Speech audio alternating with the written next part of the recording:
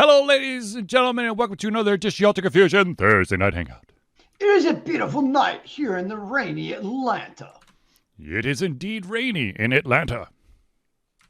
But it's my favorite rain. It's like that nice 60 to 70 degree, good rainfall of just beautiness. It's that sweet, gentle rain that will put you to sleep. Good night.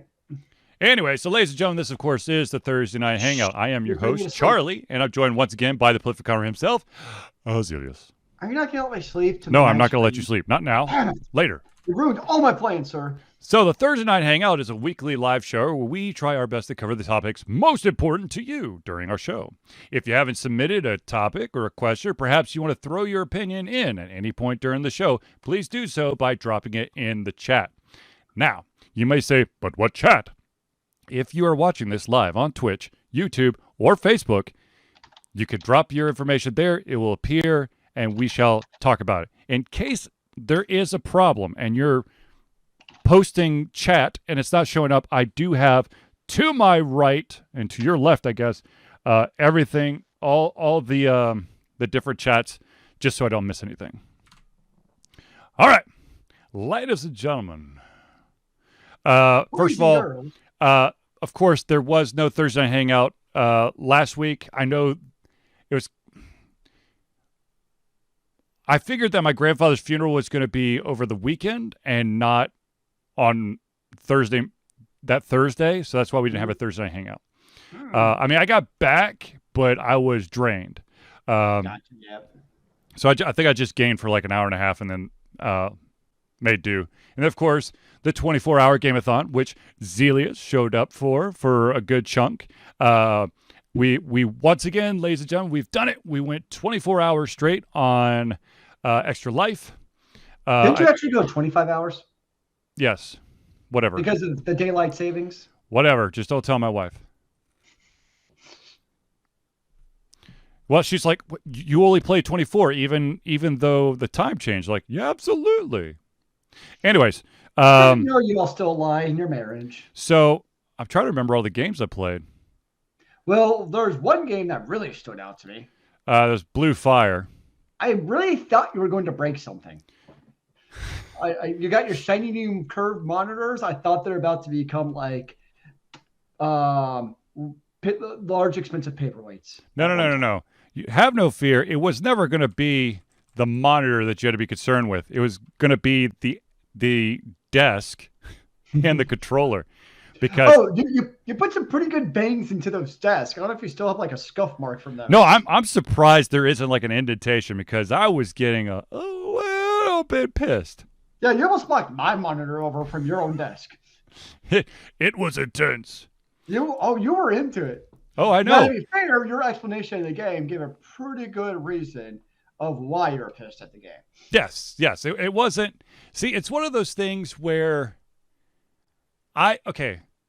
there are going to be two reasons why Charlie loses his mind in a game. One, he sucks at it, and it's his own damn fault. And two, there's something about the game that dicks him over constantly, and that was the case because the quick key for your health potion is the up on the D-pad, but your emote dance quick key is the right on the D-pad. Now, unfortunately, in the heat of battle, there's a very good chance that you might go like an upper right or an upper left, and therefore, you're going to do. I was just looking at my gamepad. What type of controller are you using? The Pro.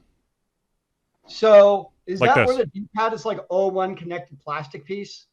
Yeah. So what I was just looking at my control. Yeah. So I was looking at my controllers. And the PS5 controller, which actually fixed that issue,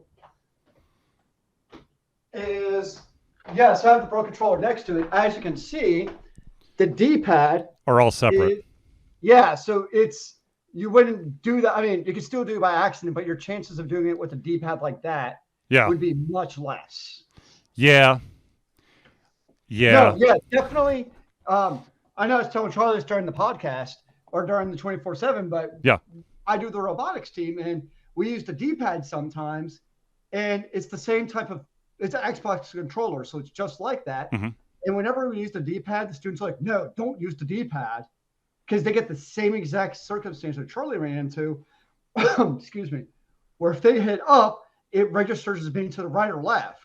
So if it's anything important, they don't use the D-pad because they already know, like, that's a known issue. It shouldn't be a surprise. Right. No, for those out there who may not know, if you are a developer or a programmer or an engineer that's going to utilize a controller like the Xbox 360 controller, if it is not the licensed official Microsoft Xbox controller, the way that the controller handles the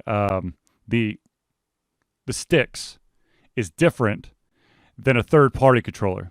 I learned that the hard way when I was trying to make my final project a Full Sail. Yeah, and like D-pad for me works fine if you're doing directional. Because if you get that tiny smidge off, like in a 3D game, it's fine. Like that's not. It's not fine. You fell to your death again. Look, Mr. Dark Souls. It's like for the most part, the D-pad if you're controlling your character, because you can have those smidges of miscalculation.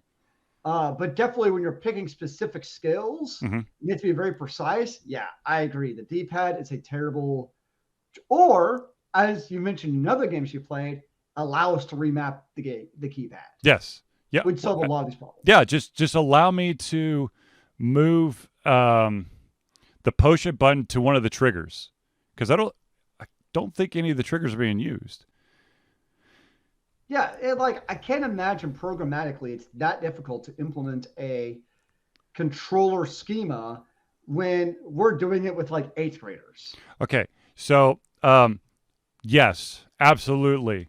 This, ironically, the two pieces of my final project of Full Sails was controls with key mapping and save and load functionality. So let me tell you, it ain't hard to remap anything. I know it baffles what I've done Unity game design and it's like baked into the game design where it's like right there. It's like a GUI drop down. You don't have to know how to program. Well, okay, so I know I'm gonna get a little bit technical here, but if you're actually writing the code, and you're trying to do all the key binding, there is a very good chance that you could. I mean, I checked for redundancy. I checked to make sure that you're not mapping the same button over again. But there is, there could potentially be some sort of conflict that I don't check for. But a lot of games do that. A lot of games will tell you if you map, W to the fire key, it'll be like you've just unmapped your walk forward key. Are you sure you want to do that? Right. Oh, yeah. Absolutely. Or you could have those crazy-ass games that don't have key mapping that have decided to reinvent the wheel, and WASD is not your up, down, left, and right. It's like I, H, L, and M for some god-awful reason. No. I don't.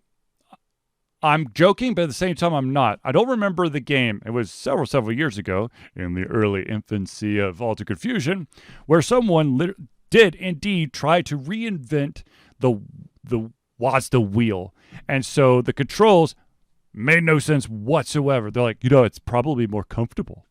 I mean, that's what I'm assuming they said, but I only recall really doing that in hot seat gamings like Cyberdogs, where you have two people simultaneously using the keyboard.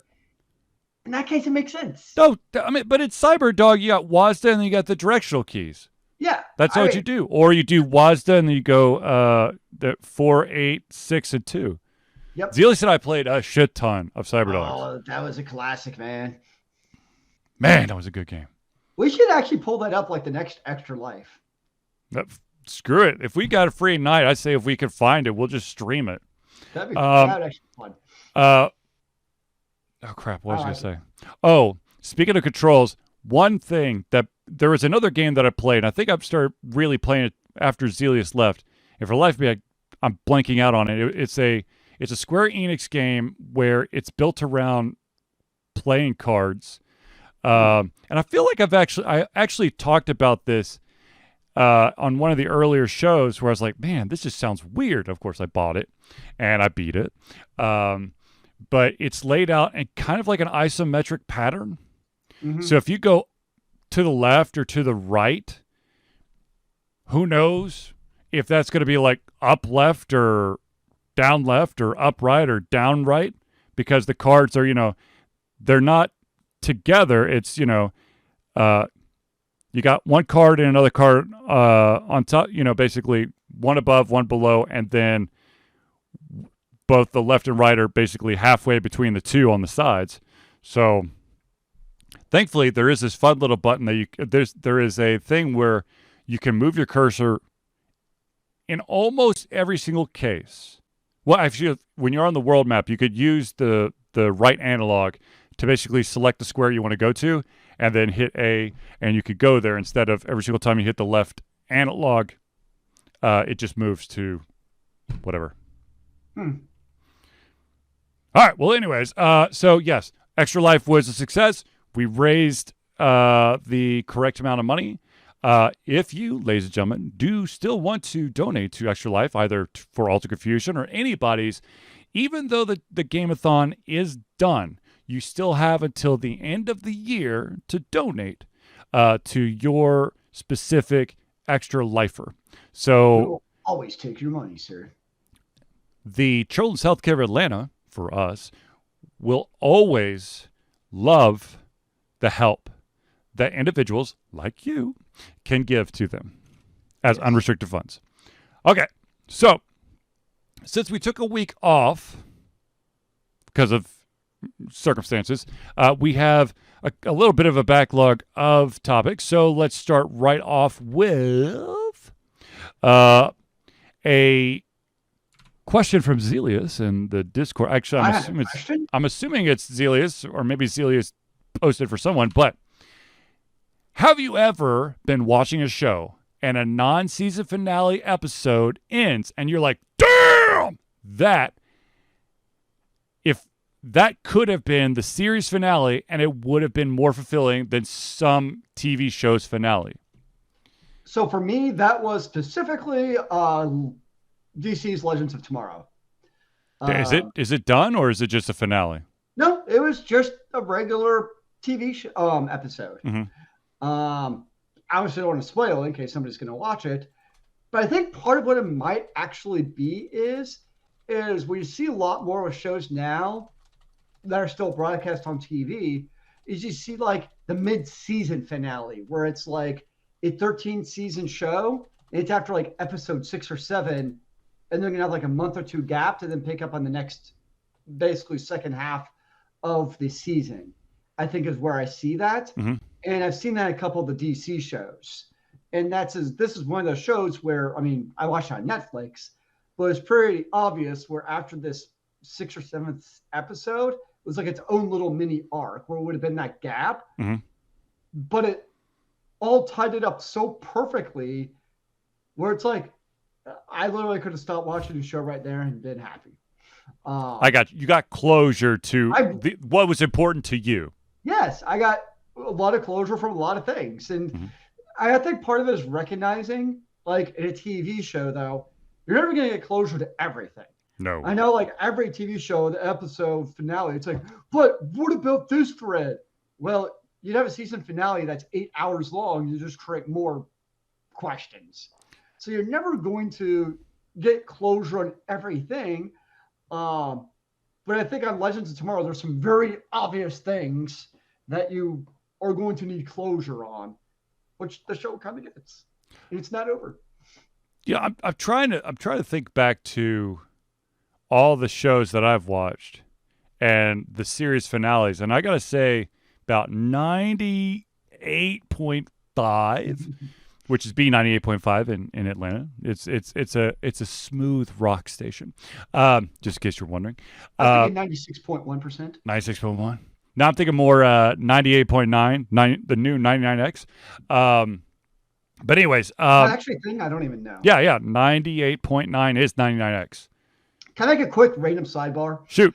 When we're at Shaky Knees. So Shaky Knees reminded me a little bit of on the bricks, right? Large outdoor Oh, I type miss of those days. thing. But do you remember though? What was on the brick sponsored by? Coke? 99X. Yes. Like, and later I think it to like 98.5 or something later. But my point is, it was just kind of an interesting thing where at Shaky Knees there was not a single radio sponsor or advertisement there. Was And it all beer? What's that? Was it all beer? It was lots of beer. There was something else too. But Vodka? Yeah. But alcohol. How how music series has changed so much. Where 20 years ago it was all about like the local disc jockey and radio stations, and that's just not a part of the music advertisement scene now. I thought it was just interesting as all was. You didn't have all the radio sponsors like you did in previous concert venues is all. Yeah, well, I think part of that is because, let's be honest, not a lot of people listen to the radio. They've got Spotify or Pandora or some people have access. Radio used to sponsor a lot of concerts. What did? iHeartRadio. Oh, hell yeah. Yeah, oh God, yeah. Yeah. I don't know if they still do or not. I have no idea. Mm. Speaking of sponsoring or perhaps coordinating events, you of course have, and of course, was it one name? What the hell is the name of that freaking thing? It's a subsidiary of Ticketmaster that's gotten in a shit ton of trouble, especially recently. I think it's Live Nation. Live Nation, that's right. Live Nation. My thoughts, and actually our thoughts and prayers go out to all those who were affected by, was it Astro World? Yeah, and Travis Scott. Look, here's the deal. If you see that, I don't understand. I mean, I understand that sometimes you get lost in the music. But if shit's going down, especially as the performer, especially if there's an ambulance driving towards the stage, you probably want to stop. But that's just my 2 cents. Well, it doesn't help that he's been known to instigate crowds. Yes. And has been ticketed and cited for actually saying the right at his shows in the past. And, of course, Live Nation has also been cited multiple times for unsafe environments. Yeah, so he should get the book thrown at him because it's not like it's just a one-time oopsies. This is a clear pattern of behavior of creating incredibly unsafe environments for everyone involved. And the unfortunate thing is he probably just pays a fine and walks away. He deserves jail time for it, in my not so humble opinion. I agree. However, rich people can just be like, here's $1 bajillion. I'm sorry. And they're like, yes, I feel your remorse. Let me give you a signed copy of my album to show my remorse. I shall sign a CD, a T-shirt, and I will make out a special thing to one of your loved ones. And it's 50% off normal price. But, ladies and gentlemen, if you would like merchandise from Alter Confusion that's signed, I will sign. Well, actually, there's no really more amp. Though I could do a what the fuck is it called now? There's a new like Mountain Dew drink, which of course I'm blanking out on. I will sign cans for you. They're not my cans, but I'll sign them with Alter Confusion. How about that? You know what I miss? What was it? The black cherry? Yeah. Yeah, it was the black label of Mountain Dew. Oh, man, I still have one that's unopened. And at this point, I'm like, I don't want to open it because I'm scared. You never know. So I was hiking last weekend and I bought some salsa at the hiking shop. Whoa. The hiking shop had salsa. It was a local, like, hey, buy local produce stuff, right? Did you just chug the salsa or were there chips involved? Oh, I do chips and salsa. It's like my favorite thing. My point is, I get home and I realized the salsa was Best Buy was like a year ago. Of course.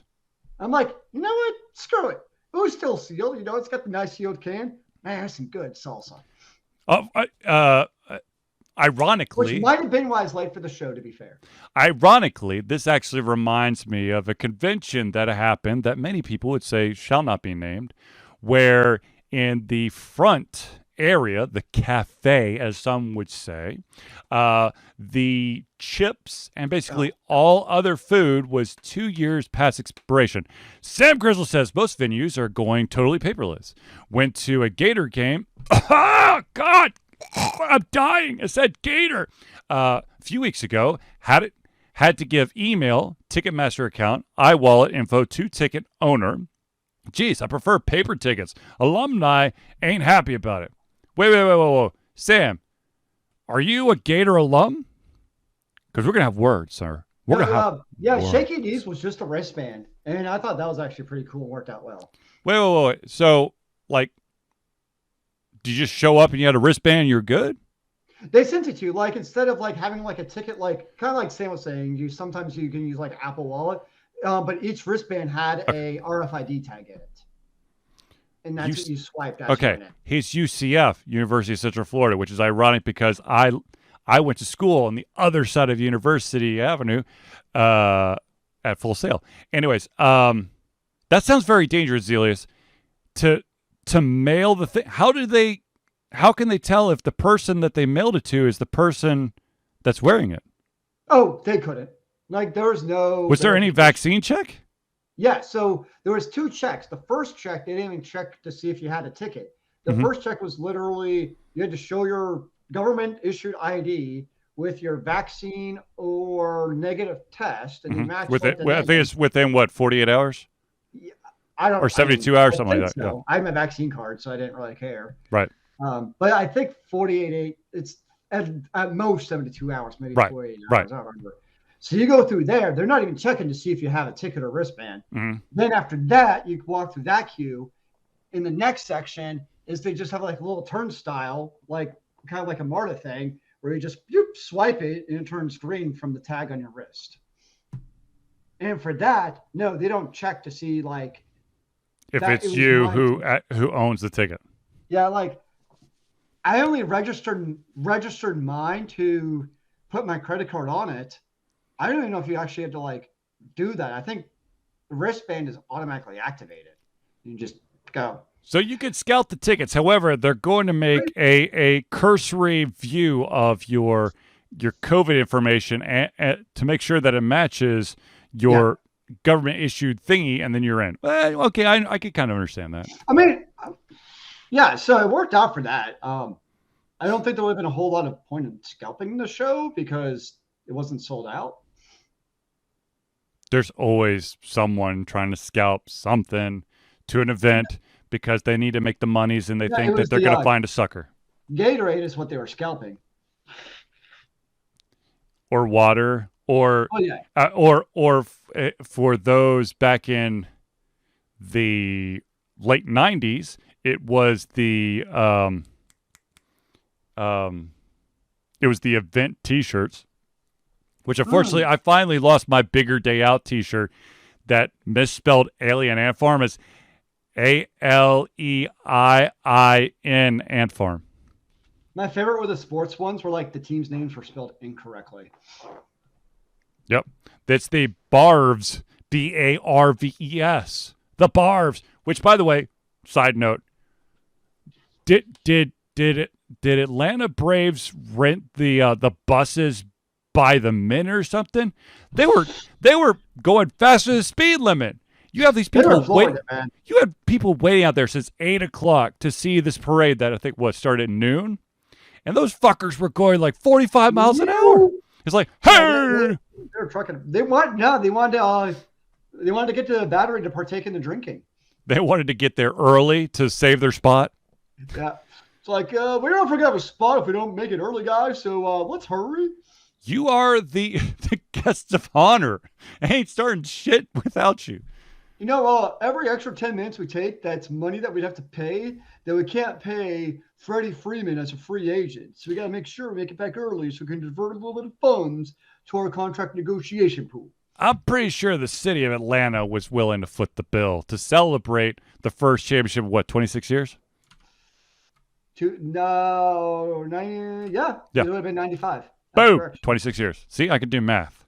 Sort of, sometimes. Congratulations. You learned the old way, this newfangled way where the kids are doing all this crazy, like the blocks and stuff. I don't know. I always here's a secret about Charlie, both a detriment and an awesome thing of Charlie. I did all my math in my head. Don't ask me to show work because I have no fucking clue. I can just get the answer. It's not I'm cheating. It's just my brain goes, oh yeah, this is the answer. Yeah. Anyways, okay. So, ladies and gentlemen, let's move on to the next topic. The next topic is there was a question that was asked about what is everyone's opinion of QTEs, which of course is quick time events. And what I mean by that is that when you have, when it comes to certain games, when you're in like special action places or it happens a lot more in adventure games where, you're trying to definitely jump over the pit and grab this and dodge that. But QuickTime events is basically, it flashes a button or key or direction at you, and you have a limited amount of time to do that. And you've basically got to combo it all the way through to allow for the game to advance, which a lot of people are like, that's bullshit. It should just be me bashing the shit out of buttons, and if I win, I win. If I lose, I lose. So, Zealeus, QuickTime events.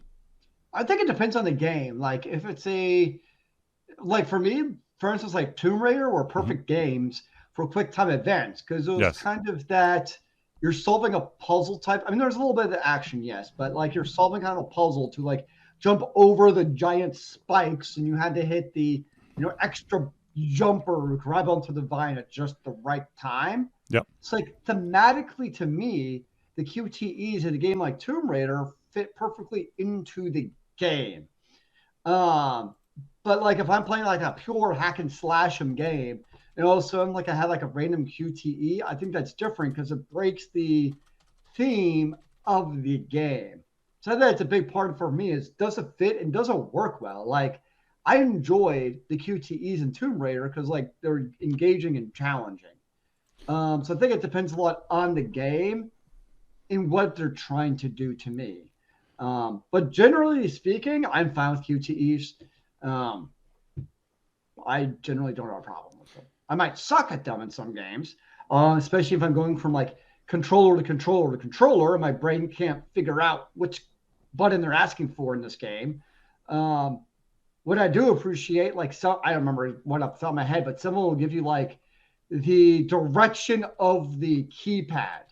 So like the X is kind of pointing down, so I know it's like my downwards button. That helps a lot because just going from like the Wii Pro controller to the PS5 controller where everything's reversed, and God forbid people have like the Xbox also that they're playing. Yeah, no. Sam says, sounds like old arcade Dragon Slayer, which was impossible, lost millions of quarters trying to jump that first pit. Yes, exactly. Where you have to time this stuff. As Zealeus stated, Tomb Raider, perfect example. I played, actually, there's two games that I recently played and I've written reviews for, which I've got a shit ton of reviews to write, and I apologize for not getting them out. But there was the time, when the quick time events happen, it was more of a you're about to fall off this cliff or whatever. So you got to mash the buttons and then maybe move to the left if you see something coming for you, or you got to pull yourself a certain way in order to survive. Makes total sense. For the most part, I think that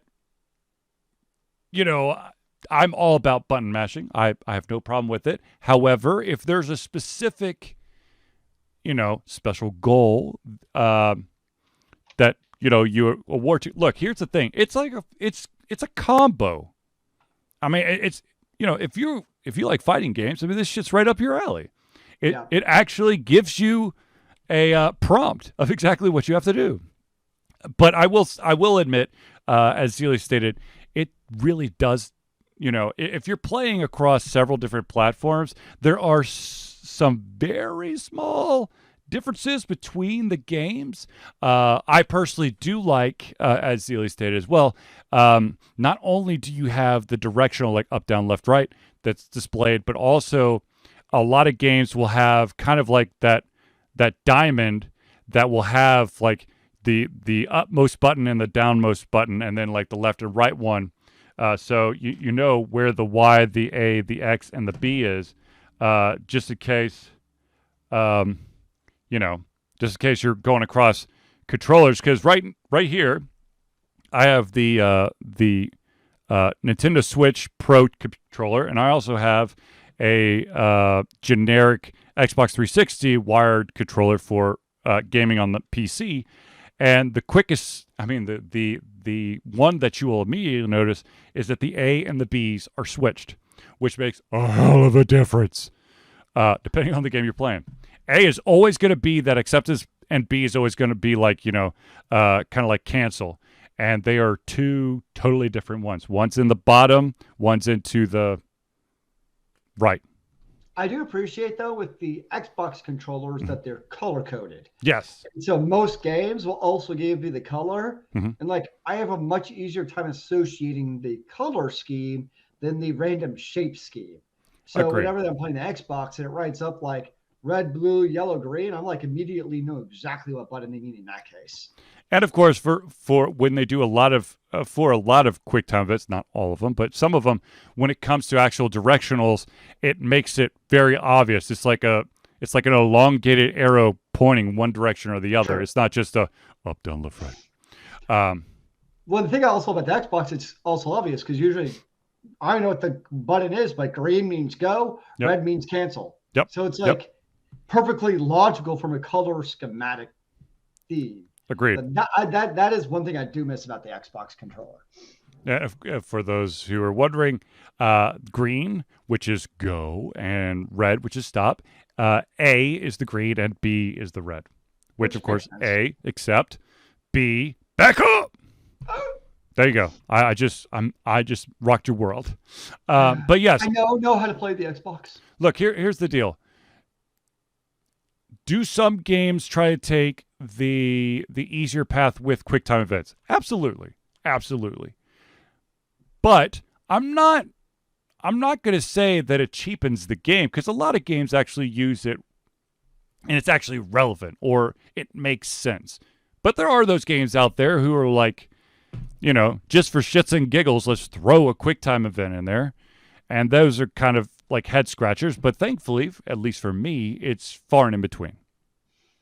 Yeah, I think it's also, is it interesting, like, and not frustrating, I think is always part of it. Right. Where it's like, kind of like you're saying, you're playing, all of a sudden it's like randomly thrown in, and you see like the X flash across the screen for 0.3 seconds. I'm like, well, that's bullshit.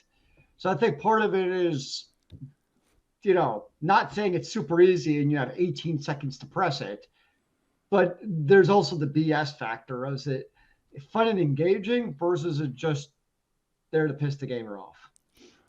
Side note, if you do, ladies and gentlemen, if you are a developer and you do have a QuickTime event, allow a little bit of wiggle room just in case someone hits the one of the sequence incorrectly. What a lot of games do is they allow for one error. Oh yeah. And they give you a little wiggle room. They're like, okay, you effed up on this one, but you got the rest of the combo. Cool. But there are games out there like literally you miss up one and it's death.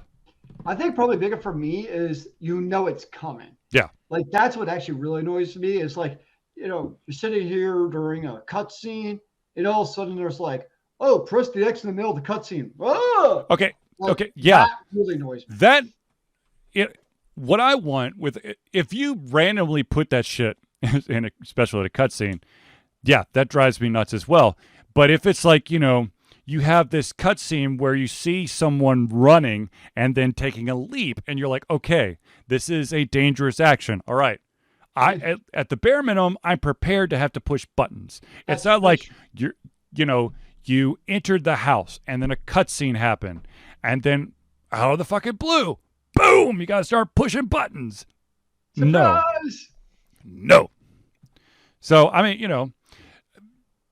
got no problem with them as long as they're put, I guess, in a way that actually makes sense. Right, Zealeus? I hear you, man. I agree. All right, so I have some tragic news for everyone out there. Don't be tragic. Be happy. So I know we talked about this a while ago, and it was a head scratcher, kind of, for me. There is this, I think it was kickstarted, or it was crowdfunded at very minute. It was a system called the PlayDate, which is a black and white, kind of like handheld that had like the crank that basically powered up the system so you could play it. So a couple issues has happened. First of all, it was supposed to come out. It will not. And the reason is that they ran into just a couple small little things. Basically, the initial version of the handheld had a serious hardware issue. Specifically, the batteries for the PlayDate, which is the name of the system, were defective in a number of the system, to the point where the creator was uncomfortable with releasing it to the public. So that immediately pushes the system out for those who basically, I guess, early funded it to 2022.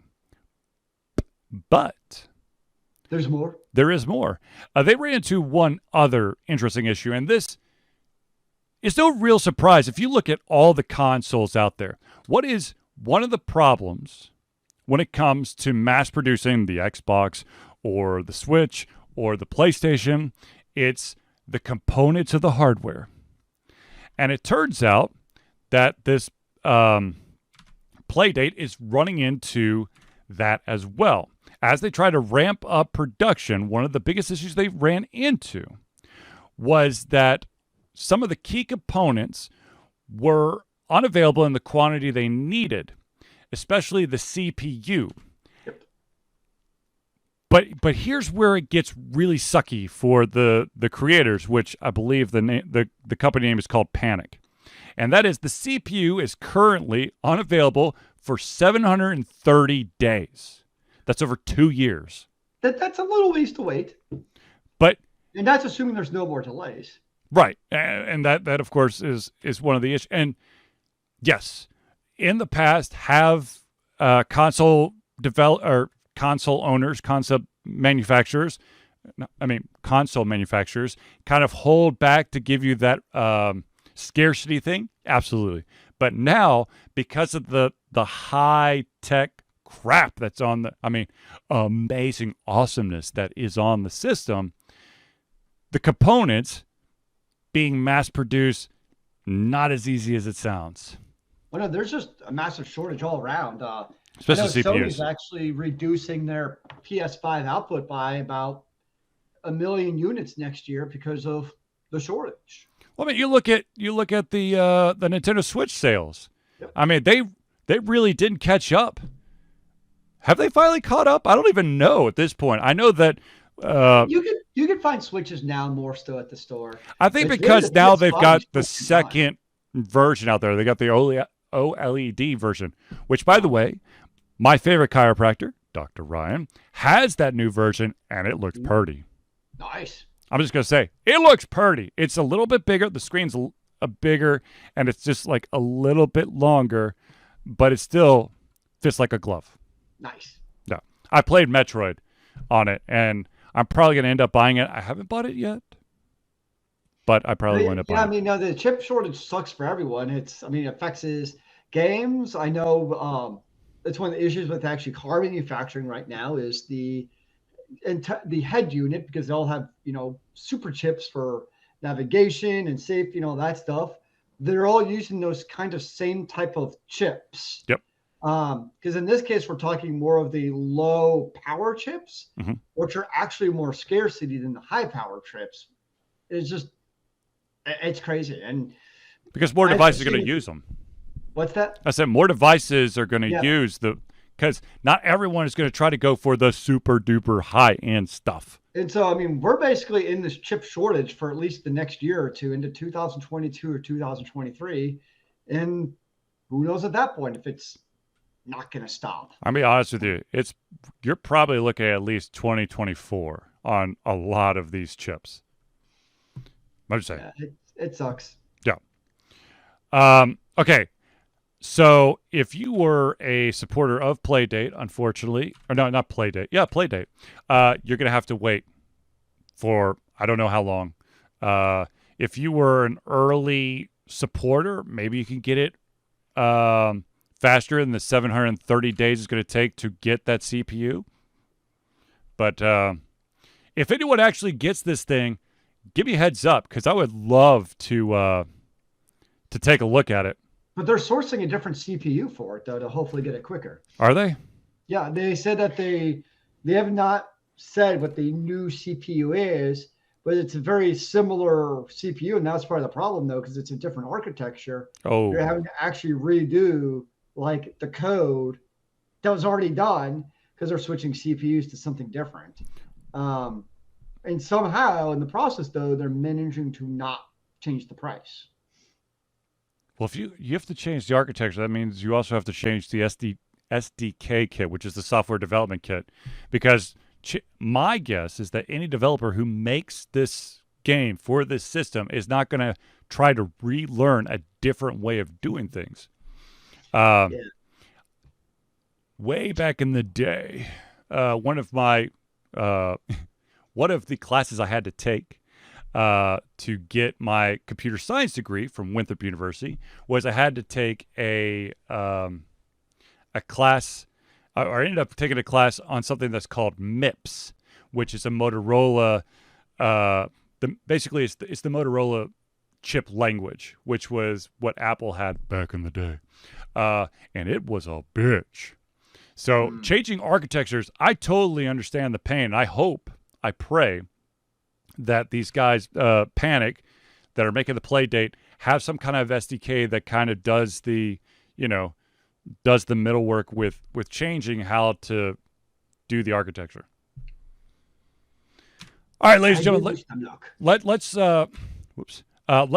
pause for just a second and do our friends of the show because they are amazing. They are why we do it every single week, and they also help support us. Friends? Yes. So, ladies and gentlemen, without further ado, let's start it off with the one, the only, the Indie Cluster.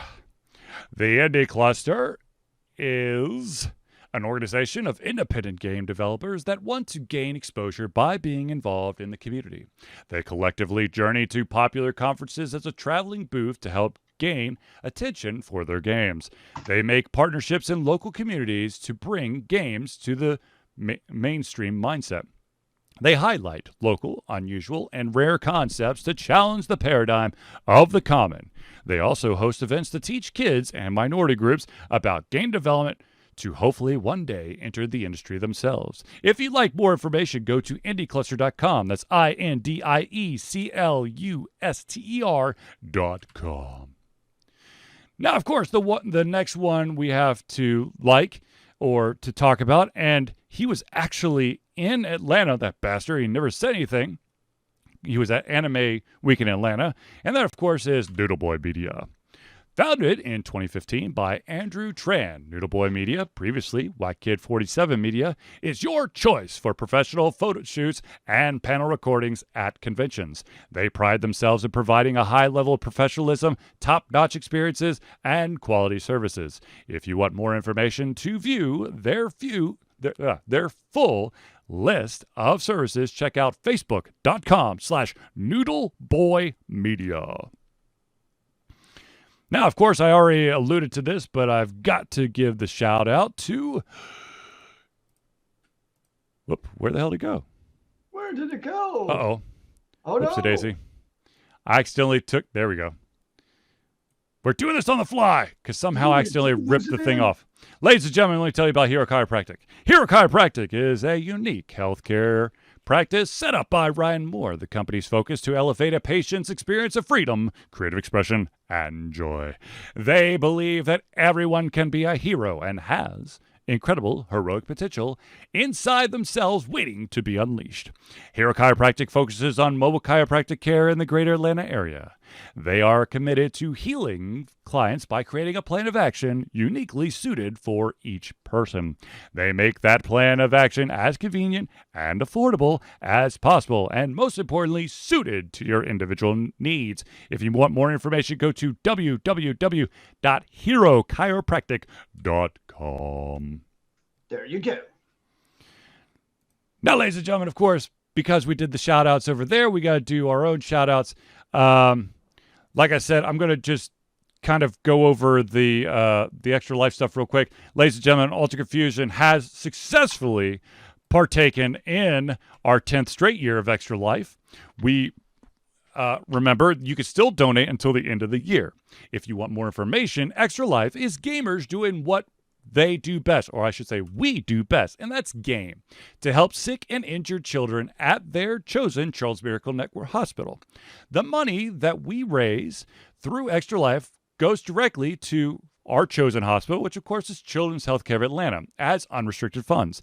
This means that the hospital decides where and how to spend the money to ensure the dollars we raise make the biggest impact in the lives of the kids they treat.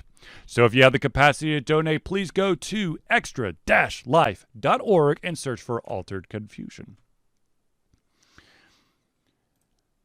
Now, ladies and gentlemen, of course, Altered Confusion survives on the love and support of fans like you. And so we have a Patreon page.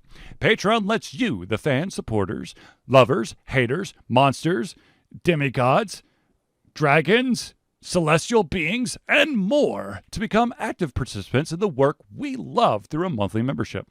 This gives you access to exclusive content, community, and insight into our creative process. In exchange, we gain a bit more freedom to do our best work and the stability we need to build an even stronger creative career. Currently, there are 2 levels available. There is a $1 level, which is $1 a month or $12 a year. And what that gives you is the ability to take part in patron-only conversations, polls, whatever. It also gives you early access to all the playthroughs. And the current playthrough that is early access is a game called Roki, which pulled at my freaking heartstrings nonstop. But that you gain that just for doing $1 a month or $12 a year. Now, of course, if you want to go up to the next level, that is a $5 a month or $60 a year. And not only do you gain those 2 things that were previously mentioned in the $1 level, but you also gain your name or organization added to the thank you section of every single Thursday night hangout. So, if you're interested in becoming a patron of Alter Confusion, which I highly recommend, go to www.patreon, that's patreon.com/altered confusion. And because we have a super duper duper fan in the audience who loves for me to do this part, I am going to say, ladies and gentlemen, if you do not feel like you can, I think someone just died in Zealeus' room. It happens. You should be used to it by now. Okay, ladies and gentlemen, if you want to, if you do not find that you're able to provide or basically donate to Alter Confusion of financial capacity, but you still want to give Alter Confusion something. Perhaps you have a podcast or something that you would like for us to basically show off. All you got to do is mail that item within reason to the following place, and that of course, whoopsie daisy, and that of course is 1551 Dunwoody, that's Dunwoody Village Parkway. And this is super duper duper duper duper important. Number 88276. Let me say that again. Number 88276. That is the P.O. Box number. You do not put that there, it does not go to Alter Confusion. So, the city is once again Dunwoody, Dunwoody. State is Georgia. The zip code is 30338. Now, how many O's? I don't know. Dunwoody.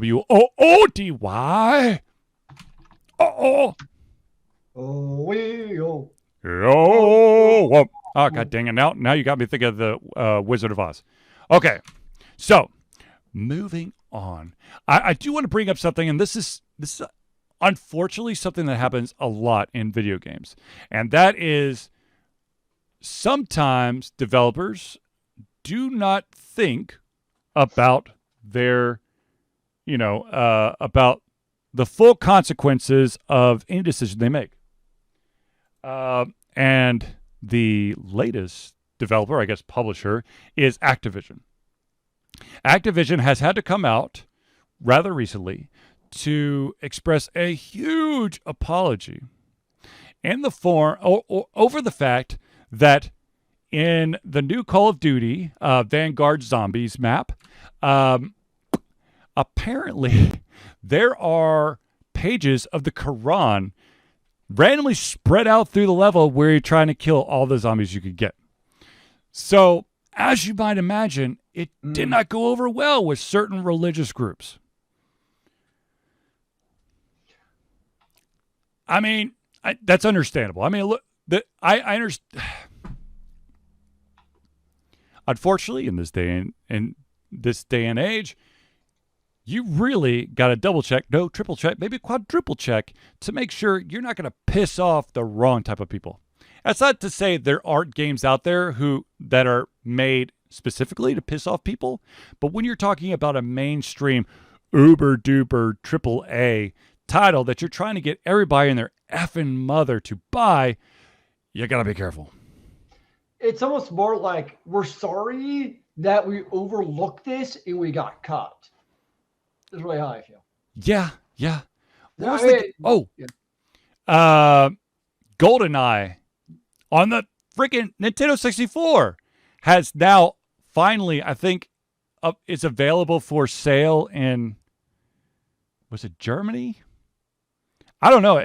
The thing is, you have to understand, and this is something that I fail to do as well, is that every single country has their own standards or their own opinion about what contents, be it a book, movie, a video game, whatever, should be allowed inside their country. When I have a cousin who came over and stayed over the summer when I was in high school, and he bought this game called, I don't know, some kind of sniper game, where it's all about, killing the bad guys from like way far away. And it turns out that he bought it here in the States, but he was unable to play it in France, where he's from, because it's illegal in France. So sometimes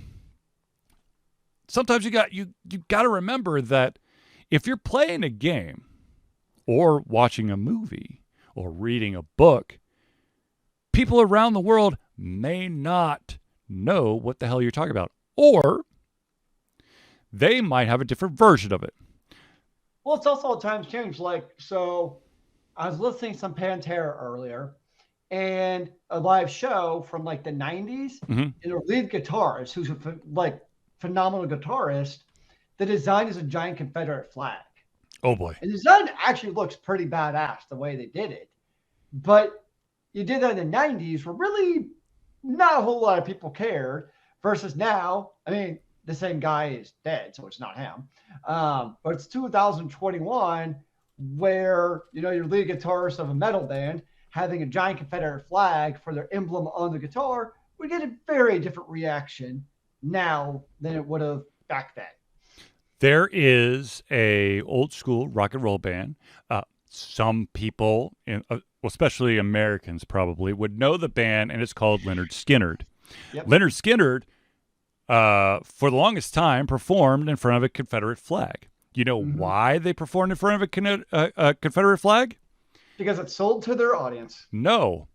It was to drive home the point that they were a Southern rock band. They didn't actually stand for any of the shit that the Confederate flag did. It was their promo guy who put it up there so they could say, yeah, Southern rock and roll band. They come from, the backwoods. It was marketing. Yeah. Exactly. Yeah, it's marketing.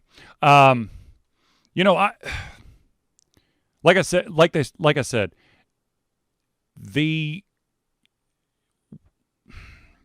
sometimes people are going for shock value, sometimes they're not.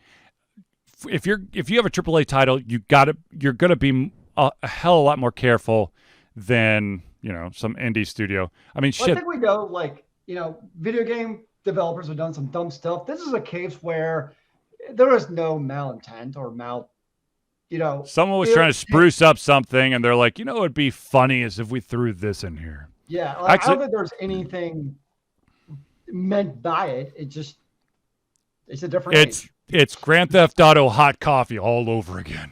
Yeah, it's just a very different type of age of, everybody, games are global. So there's always a reaction to everything. And inevitably, for good or bad, you're going to piss people off.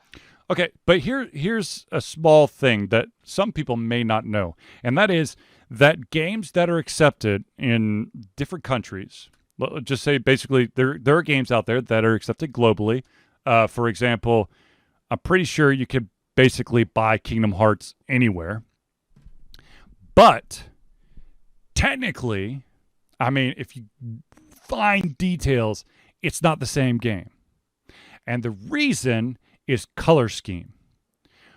Different countries and different ethnicities have put different value on different colors. So the outfit that you see Sora wearing in Kingdom Hearts in the US is not going to match the same outfit in a different country because the colors mean something different, which is kind of weird, but at the same time, it happens a lot more than you know. Well, it's like in China. I know World of Warcraft is actually a pretty big example of how a lot of the character sprites are very different in China, particularly when it comes to the undead characters. Yes. Yes. Like they don't like skeletons over there. Like you basically can't have one. So there's a lot of things like that, especially with the undead, that Blizzard was forced to change so that the great CCP did not come down on them.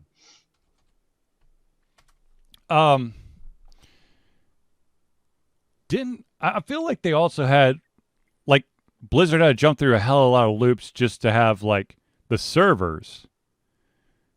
Well, probably because I know there's always the, who does the data belong to? Right. Is always a thing. And, depending on where they're physically located, how it's easy to monitor the traffic for the safety of our citizens.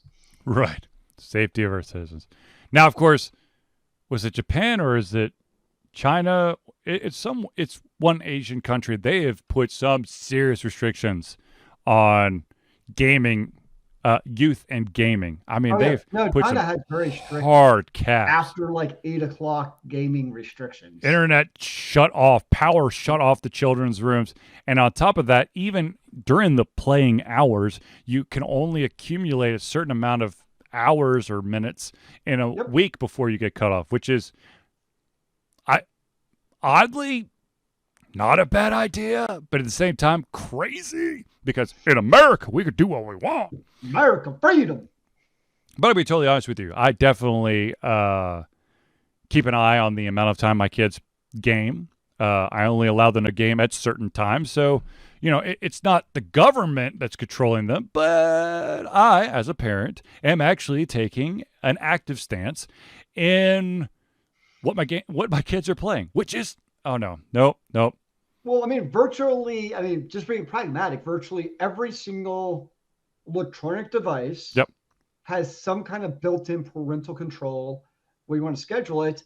And guess what? If you want to invest the research, anybody can go out and get a web service for their home router that will also restrict it by device.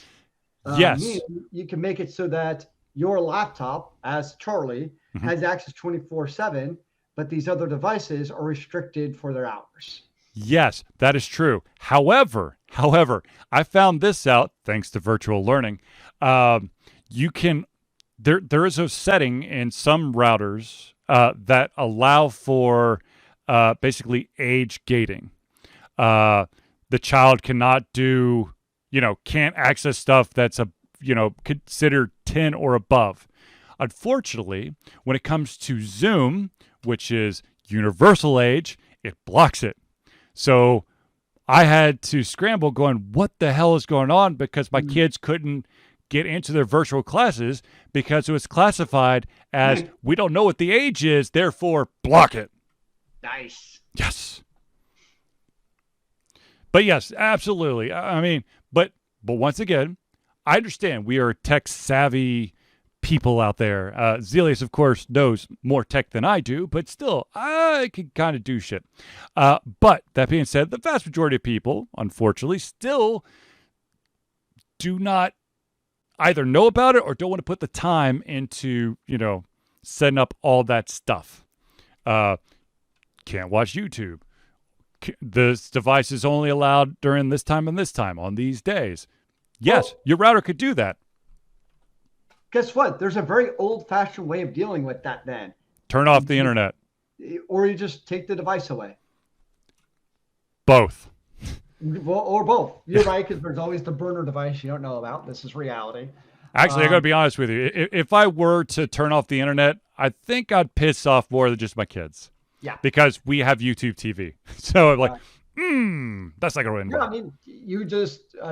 I know a fair number of families at our school where after 9 o'clock or whatever it is, the parents also, by the way, not just the students, but the parents also put their cell phones in the family bucket.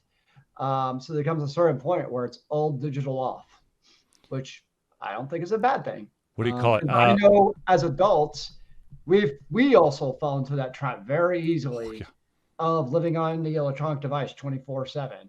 So I get it too. Like if you're a 13-year-old kid and your parent is like, hey, turn off your cell phone, you're going to eat your brain alive, as they're sitting there on Facebook posting the latest cat meme. It's called kettle meat. Yep. And kids recognize that. They're going to call, he might not say it to your face, but internally they're like, this is bullshit. Back in the day, it was all about the MAC address screen. Yeah. You're like, this device, but it was like harsh. It was like, if it's not one of these devices, do not connect. The problem is the amount of devices you have in your home. Tablets, laptops, PCs, streaming devices, phones. If your buddy comes over, you'd have to add their MAC address to your fucking filter list. I live by myself with one furry creature. And who's constantly running up your bill. But like me, myself, I have like 12 devices on the mobile network at home already. That's just me. And like, if you have a house of 6 people, 2 working adults, and then they probably have their work and home device, that is a lot to keep track of. Yes. Which I'll be totally honest with you. Once upon a time, I did do the MAC address filtering, but it became such a pain. No, I totally hear that. And the problem too is it's also not, if the teenager knows what they're doing, it's also pretty dang easy to get around. You could clone the Mac. Yeah, it's really. Don't do that. That's illegal. But yes, technically you could do that. And if you have, Linux, you can easily alter your Mac to whatever you want. Yeah, that's just like a right click in preferences. Yeah. I don't want this Mac anymore. Boop, boop. Done. Well, you got then the new Mac devices like spoof your MAC address. Yeah. Yeah. Data privacy, man. Yeah. Yeah. Yeah. So, anyways, the last thing I want to touch on is Blizzard's, I guess, recent tweet that basically said, as we have worked with new leadership at Blizzard, basically because they had to fire everyone because of inappropriate stuff, and within the franchises themselves, particularly in certain key creative roles, because they had to get rid of basically the lead dude in Diablo and World of Warcraft and Overwatch, particularly in certain key creative roles, it has become apparent that some of the Blizzard content planned for next year will benefit from more development time to reach its full potential. Basically, we have to get rid and cover the lawsuits before we get shit done. While they are still planning to deliver a substantial amount of content, next year, they are planning for a later launch date for Overwatch 2 and Diablo 4 than originally envisioned. What is the Envisaged? substantial software? They've already said that they're not releasing anything new for Overwatch, which is killing the community. Yep.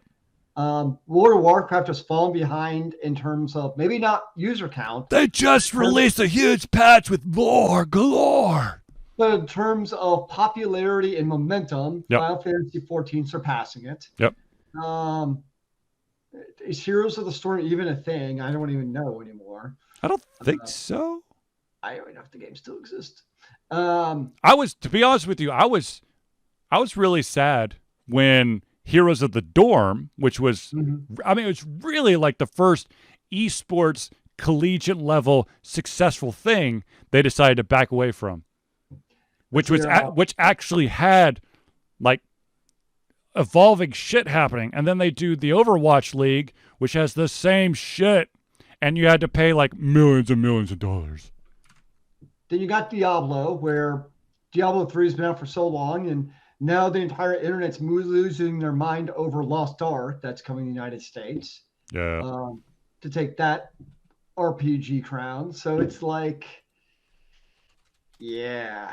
I mean, I know they haven't been doing well, but I think, Blizzard's in trouble. Yeah. I mean, come on. It's the true kiss of death, I think, obviously, was when you had Overwatch Pro League players. That's individuals who are on teams whose owners paid like $36 million to have the team, were going to a beta version of a game called Valorant because they were bored as shit. It's not going to get better because, it's which sucks because Overwatch is a fantastic first-person shooter. It's well balanced. You have different characters. It's just stale. There's no other way of putting it.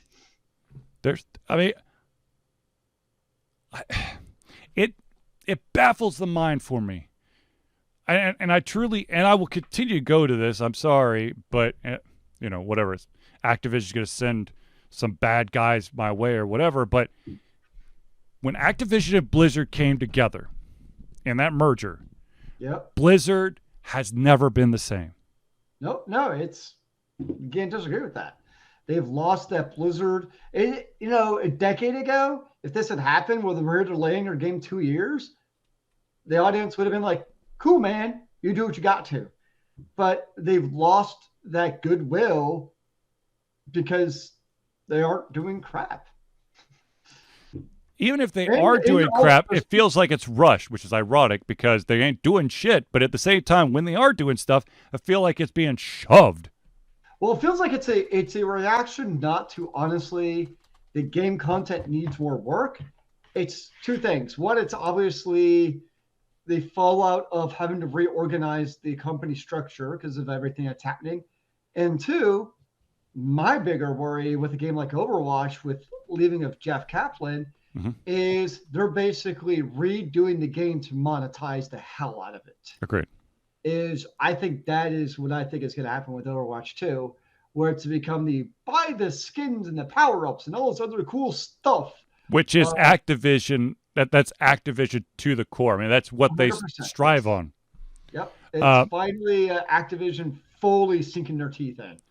And it's because you've also lost the people like the Jeff Kaplan, and understandably so. They lost the people from all the sexual assault stuff. So which means you've just lost further of the initial Blizzard core would have any ability to be like, this is a terrible idea. They either left on their own and formed, I said, it's basically Blizzard individuals either had to leave because of a sexual harassment or abuse scandal, or they left on their own because this Activision thing is bullshit. Yeah. We talked about this 2 weeks ago. The Blizzard that is there now is not the Blizzard we grew up with. Case in point is that This time, and there's nothing wrong with Vicarious Visions. I just want to point that out. There's nothing wrong with Vicarious Visions, but part of the merger has required Vicarious Visions to drop their name, and now they are Blizzard. It's like they're trying desperately to like keep that name alive, even though they're basically emptying all the cupboards. Yep. Anywho, I'm going to make one side note and then I'll sign off. Unfortunately, I wasn't able to tell this to Zealeus quick enough, but it did look like Rose was starting to make dinner because she was dancing on top of the stove. Now, of course, you can't see it, but I can. So I just had to make a comment, ladies and gentlemen, that Rose was trying to make her own dinner because Zealeus isn't moving fast enough. So without further ado, ladies and gentlemen, I want you...